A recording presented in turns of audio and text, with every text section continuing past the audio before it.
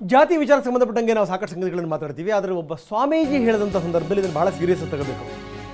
ಜಾತಿ ಕಾರಣಕ್ಕೆ ನಮಗೂ ಕೂಡ ಗರ್ಭಗುಡಿ ಪ್ರವೇಶಕ್ಕೆ ಬಿಡಲಿಲ್ಲ ಅಂತ ಚಿತ್ರದುರ್ಗದ ಕನಕಪೀಠದ ಈಶ್ವರಾನಂದಪುರಿ ಶ್ರೀಗಳು ಬೇಸರ ಮಾಡಿಕೊಂಡಿದ್ದಾರೆ. ನಮ್ಮನ್ನು ಒಳಗಡೆ ಬಿಡಲಿಲ್ಲ.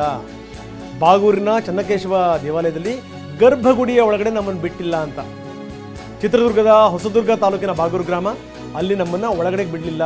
ದೇಗುಲಕ್ಕೆ ಹೋಗಿದ್ವಿ ಅನ್ನುವಂಥ ಕಾರಣಕ್ಕೋಸ್ಕರ ಸ್ವಚ್ಛ ಮಾಡಿದ್ದಾರೆ.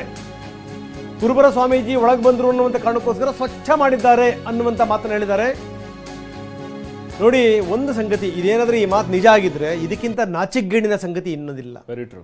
ಇದಕ್ಕಿಂತ ನಾವೇನು ದೊಡ್ಡ ಹಿಂದೂ ಅಂತ ಏನು ಬಾಯಿ ಬಿಡ್ಕೊಂಡ್ರು ಕೂಡ ಈ ರೀತಿ ಜಾತಿ ಈ ತಾರತಮ್ಯಗಳು ಈ ರೀತಿ ಮಾಡೋದ್ರಿಂದ ಎಂದೂ ಕೂಡ ಸಮಾಜ ಒಂದಾಗಲಿಕ್ಕೆ ಸಾಧ್ಯ ಇಲ್ಲ. ಇದೇನಂತಂದ್ರೆ ಇದು ನಾಶಕ್ಕೆ ಮುನ್ನಡೆ ಆಗುತ್ತೆ. ಈ ಥರ ನೀವು ಆ ಜಾತಿ ಈ ಜಾತಿ ಒಳಗಡೆ ಬಿಡಬೇಡಿ, ಅವರು ಸ್ವಚ್ಛ ಮಾಡ್ತೀವಿ ಅನ್ನುವಂಥ ಮಾತಿದೆಯಲ್ಲ, ಅದು ಜೊತೆಗೆ ಏನಂದ್ರೆ ಒಬ್ಬ ಸ್ವಾಮೀಜಿಗೆ ಈ ರೀತಿ ನಡ್ಕೊಂಡ್ಬಿಟ್ರೆ, ಇದು ನಿಜನೇ ಆಗಿದ್ದರೆ, ಈ ರೀತಿ ನಡ್ಕೊಂಡಿದ್ರೆ. ತಮ್ಮರಾಯ್ ನಿಂಬುನಿ ಡ್ರ್ಯಾಗನ್ ಫ್ರೂಟ್ ಕೃಷಿ ಮಾಡಿ ಎಕರೆಗೆ 5 ಲಕ್ಷ ಗಳಿಸ್ತಿದ್ದಾರೆ. ನೀವು ಕೂಡ ಅವರಿಂದ ಕಲಿಬೇಕಾ? ಅವ್ರ ಜೊತೆ ವಿಡಿಯೋ ಕಾಲ್ನಲ್ಲಿ ಮಾತಾಡಬೇಕಾ? ಈಗಲೇ ಫ್ರೀಡಮ್ ಆ್ಯಪ್ ಡೌನ್ಲೋಡ್ ಮಾಡಿ. ಇದಕ್ಕಿಂತ ನಾಚಿಕೆಗೇಡಿನ ಸಂಗತಿ ಇನ್ನೊಂದಿಲ್ಲ.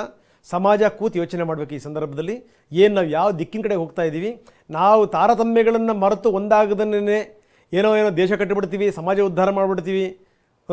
ಇದು ಕನಸಾಗ್ಬಿಡುತ್ತೆ. ಇದು ಬನ್ನಿ, ಇದಕ್ಕೆ ಸಂಬಂಧಪಟ್ಟಂಗೆ ಸ್ವಾಮೀಜಿ ಏನು ಹೇಳಿದ್ರು ಕೇಳೋಣ. ಇಲ್ಲೇ ಪಕ್ಕದಲ್ಲಿ ಒಂದು ಬಾಗೂರು ಅಂತ ಇದೆ. ನಾನು ಆ ದೇವಸ್ಥಾನ ಒಳಗೆ ಹೋದೆ ಅಂತೇಳಿ ದೇವಸ್ಥಾನ ತೊಳೆದಾಕ್ಬಿಟ್ರು. ಇಲ್ಲೇ ಪಕ್ಕದಲ್ಲಿ ಚನ್ನಕೇಶವ ದೇವಸ್ಥಾನ ಅಂತಿದೆ.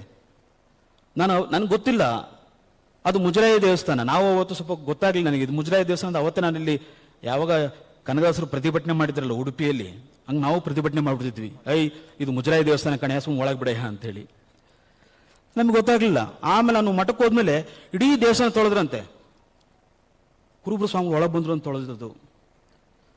ಆಗ ನನಗೂ ಮನಸ್ಸಿಗೆ ಖುಷಿ ಆಯ್ತು. ಬಿಡತ್ಲ ಹೋಗ್ಲಿ, ಎಷ್ಟು ವರ್ಷ ಆಗಿತ್ತು ತೊಳೆದು, ಸುಮ್ಮತ್ಲ ದೇವಸ್ಥಾನ ಸ್ವಚ್ಛ ಆಯ್ತಲ್ಲ. ಹಿಂಗೆ ನಾವತ್ಲ ಎಲ್ಲ ದೇವಸ್ಥಾನ ಸುಮ್ಮನೆ ಹೋದ್ರತ್ಲಗೆ ದೇವಾಲಯಗಳು ಸ್ವಚ್ಛ ಆಗಿಬಿಡ್ತವೆ ಅಂತಿಲ್ಲ. ಹಾಗೆ ನಾವು ಹೇಳಿದ್ದವ್ರಿಗೆ ದೇವಾಲಯ ಸ್ವಚ್ಛ ಆಗೋದು ಮುಖ್ಯ ಅಲ್ಲ, ನಿಮ್ಮ ಮನಸ್ಸಿನ ಮಲಿನ ಇದೆಯಲ್ಲ ಅದನ್ನು ಸ್ವಚ್ಛ ಮಾಡ್ಕೊಳ್ಳಿ ನೀವು. ಗರ್ಭಗುಡಿ ಹೊರಗಡೆ ಇನ್ನೊಂದು ಪ್ರಾಂಗಣ ಇದೆ, ಅಲ್ಲಿ ನಾವೆಲ್ಲ ನಿಂತ್ಕೊಂಡಿದ್ವಿ. ನಮ್ಮನ್ನು ಮಾತ್ರ ಯಾರು ಒಳಗೆ ಬಿಡ್ಲಿಲ್ಲ. ಅವರು ವೈಕುಂಠ ಏಕಾದಶಿ ದಿವಸ ಹೌದು ನರಕನ ತೋರಿಸ್ಬಿಟ್ರು ಅವರು ಪೂಜಾರಿಗಳು. ಅಲ್ಲಿ ವೈಕುಂಠ ಏಕಾದಶಿ ದೇವ್ರ ದರ್ಶನಕ್ಕೆ ಹೋದ್ವಿ. ನೋಡಿ ಎಷ್ಟು ಇದನ್ನ ಮಾಡಿದ್ರು ಅಂತ ಹೇಳಿದ್ರೆ, ಹೆಣ್ಮಕ್ಳೆಲ್ಲ ಒಳಗೋಗ್ಬಿಟ್ವು. ಸ್ವಾಮಿಗಳು, ನಾವು ಒಂದೊಂದು ಮಠದ ಸ್ವಾಮಿಗಳು ನಮಗೆ ಎಂಟ್ರಿ ಇಲ್ಲ, ಒಳಗಡೆ ಪ್ರವೇಶನೇ ಇಲ್ಲ. ಇಲ್ಲೇ ಪಕ್ಕದಲ್ಲಿ ಒಂದು ಬಾಗೂರು ಅಂತ ಇದೆ. ಈ ರೀತಿ ಏನಾದರೂ ಸ್ವಾಮಿಗಳ ವಿಚಾರಕ್ಕೆ ಸಂಬಂಧಪಟ್ಟಂಗೆ ಏನಾದರೂ ಆಗಿದ್ರೆ ಶೇಮ್ ಇದು ಸಮಾಜ ತಲೆ ತಗ್ಗಿಸಬೇಕಾದಂಥ ಘಟನೆ ಇದು. ಇದಕ್ಕೆ ಸಂಬಂಧಪಟ್ಟಂಗೆ ದೇಗುಲದ ಅರ್ಚಕರು ಏನು ಹೇಳ್ತಾರೆ? ಸ್ವಾಮಿಗಳು ಬಂದರು ಅನ್ನುವಂಥ ಕಾರಣಕ್ಕೋಸ್ಕರ ದೇಗುಲ ಸ್ವಚ್ಛ ಮಾಡಿದ್ದಲ್ಲ. ಶ್ರೀಗಳು ಹೇಳಿದ ಪ್ರಕಾರ ಜಾತಿ ಕಾರಣಕ್ಕೆ ಈ ರೀತಿ ತಾರತಮ್ಯ ಆಗಿಲ್ಲ. ಶ್ರೀಗಳು ತೆರಳಿದ ಬಳಿಕ ದೇಗುಲದಲ್ಲಿ ಸ್ವಚ್ಛತೆ ನಡೆದಿಲ್ಲ. ಇದು ದೇಗುಲದ ಅರ್ಚಕರು ಶ್ರೀನಿವಾಸ್ ಕೊಟ್ಟಿರುವಂಥ ಪ್ರತಿಕ್ರಿಯೆ. ಚನ್ನಕೇಶವ ದೇಗುಲದ ಅರ್ಚಕರು ಮಾತಾಡಿದ್ದಾರೆ. ಸ್ವಾಮಿಗಳು ಬಂದರು ಅನ್ನುವಂಥ ಕಾರಣಕ್ಕೋಸ್ಕರ ಮಾಡಿರೋದಲ್ಲ. ಶ್ರೀಗಳು ಅದ್ಯಾವ ಅರ್ಥದಲ್ಲಿ ಹೇಳಿದಾರೋ ಗೊತ್ತಿಲ್ಲ. ಈಶ್ವರಾನಂದಪುರಿ ಸ್ವಾಮಿಗಳು ಸುಮಾರು ವರ್ಷಗಳಿಂದ ಬರ್ತಾನೆ ಇದ್ದಾರೆ. ಕಳೆದ ತಿಂಗಳು ನಡೆದಂಥ ವೈಕುಂಠ ಏಕಾದಶಿಗೂ ಕೂಡ ಬಂದಿದ್ರು. ಆದರೆ ಸ್ವಾಮೀಜಿಗಳು ಯಾವ ಅರ್ಥದಲ್ಲಿ ಈ ಮಾತನ್ನು ಹೇಳಿದಾರೋ ನನಗೆ ಗೊತ್ತಿಲ್ಲ ಅಂತಾರೆ ಶ್ರೀನಿವಾಸ್ ದೇಗುಲದ ಅರ್ಚಕರು.